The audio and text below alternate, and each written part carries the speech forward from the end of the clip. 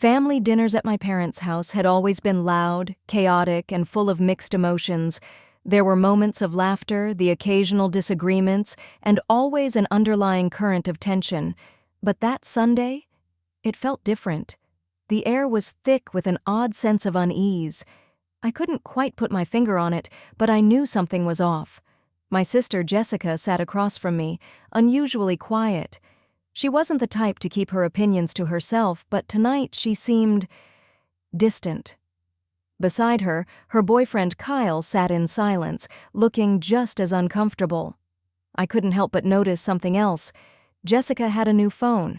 Not just any phone, but a high-end model. The kind of phone I could never afford, but somehow she had it. Now, a couple of weeks ago, she had been talking about how financially strapped she was, complaining about mounting debts. So, how did she go from that to suddenly upgrading to the latest tech? As the dinner went on, the tension in the room kept growing, but I shrugged it off. Until Kyle, completely unaware of the storm brewing beneath the surface, asked, "Has anyone seen Jessica's old cell phone? She won't stop talking about this new one." The room went dead silent. Forks froze in midair, eyes darting toward Jessica. Her face instantly flushed red. I felt a tight knot twist in my stomach. Trying to play it off, Jessica forced a laugh. "Oh, it's gone. Got rid of it. Needed to upgrade, you know?" Mom raised an eyebrow, clearly skeptical. "I thought you were broke." Jessica shrugged it off casually. "Things are better now." "No big deal." But then, out of nowhere, my heart sank as I remembered something. Just last week she had been telling me how desperate she was, struggling to make ends meet. And now this?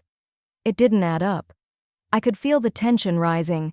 My mom wasn't the only one who noticed the change in tone when I asked, "Wait, wasn't it just last week that you said you were drowning in debt? What changed?" Jessica's gaze turned cold and she snapped back at me. "I found a solution." A chill ran through me. "What does that mean?" I asked, a knot forming in my chest. My blood ran cold as she stared me down, a smug smirk on her face. "Oh, you didn't use some money from your savings, did you? You know, that car you're saving for? Guess that can wait." She said it like it was nothing. My heart stopped. My savings. The $115,000 I'd worked so hard for, every penny earmarked for my dream car, the car I'd sacrificed everything for. That's when it hit me. Jessica had taken my money. "Are you serious?" I asked, my voice a tight whisper. Jessica's response was casual, as if she had done nothing wrong. "Look, it's not a big deal. I took care of it. You should have helped me when I asked, but no, you couldn't spare anything. So I borrowed it. Call it family redistribution or whatever. You'll survive." I froze. The anger started to boil inside me, but I kept my composure. "You stole $115,000 from me, Jessica, and you think it's no big deal?" My voice trembled with rage. She rolled her eyes. "You're always whining about how hard you work, but you don't contribute to the family. You're just a burden." The words hit like a slap to the face. My mom gasped, my dad muttered something under his breath, and Kyle just stared at his plate, visibly uncomfortable. I felt the heat rise in my chest. "You're accusing me of being a burden? Then you're the one who's taken my money to pay off your debts and buy a new phone?" I said, the words barely holding back my anger. The tension was unbearable.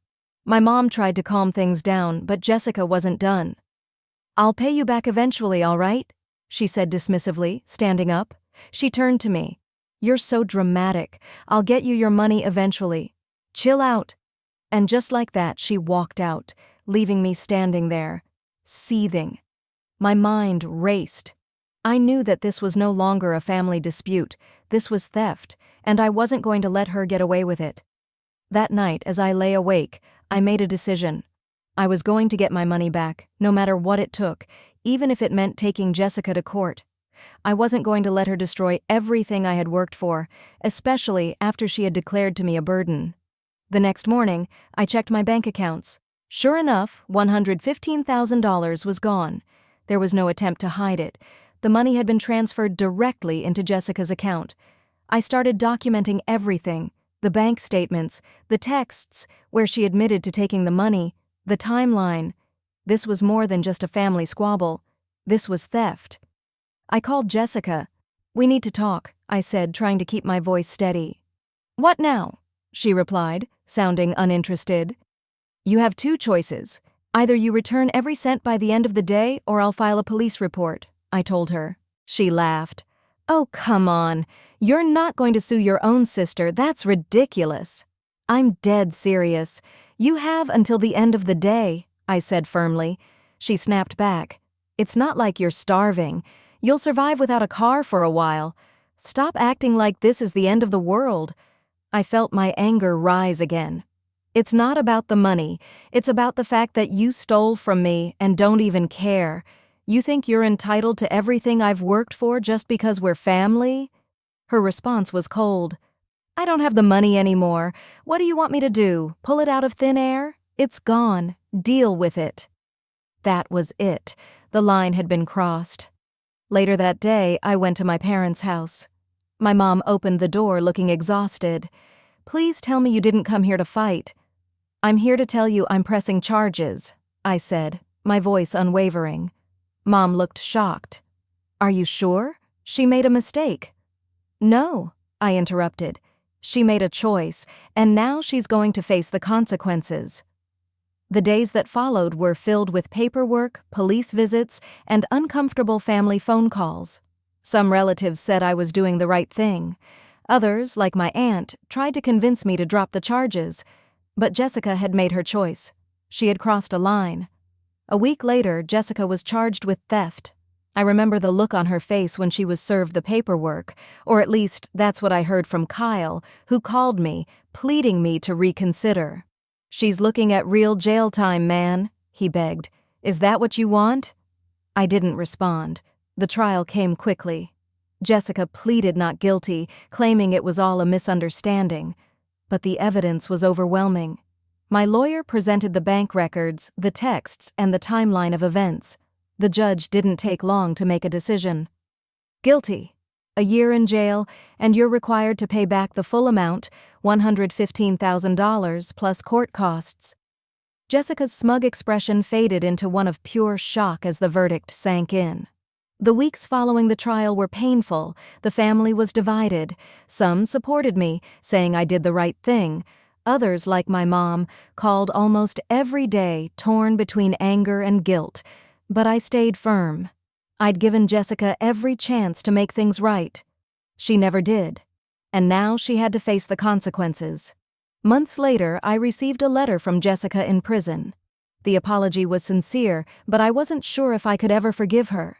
My trust had been broken. The family had been torn apart.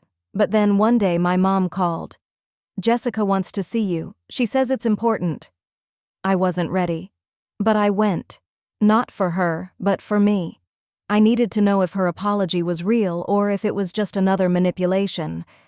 When I arrived at the prison, Jessica was different. Her usual confidence was gone. She looked humbled. "I'm sorry for everything," she said, her voice breaking. "I know I can't undo what I've done, but I want to make things right." And for the first time, I saw a glimpse of the sister I used to know, the one who had once cared. "I don't hate you," I said quietly, "but it's going to take time." And that's where we stand now. This story isn't just about money, it's about trust. And while it may have been shattered, there's a chance for healing, eventually. But only time will tell if we can ever truly be a family again. Did Jessica learn her lesson? Can trust ever be fully restored? Or is this the beginning of the end for this family? You won't want to miss what happens next. Subscribe for more true stories of betrayal, revenge, and the shocking aftermath that no one saw coming.